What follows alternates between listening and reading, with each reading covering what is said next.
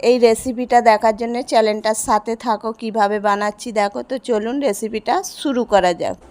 আজকে বানাবো পাস্তা। তো পাস্তাটা কিভাবে বানাচ্ছি দেখুন।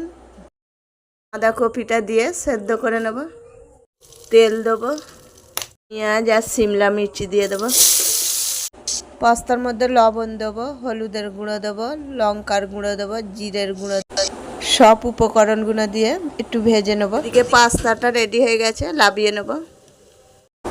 পাস্তার মধ্যে একটা ডিম দেবো, পাস্তাটা দিয়ে দেবো,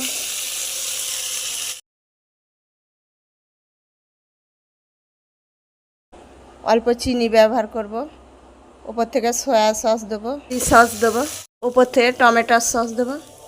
পাস্তা বানানোটা রেডি হয়ে গেছে।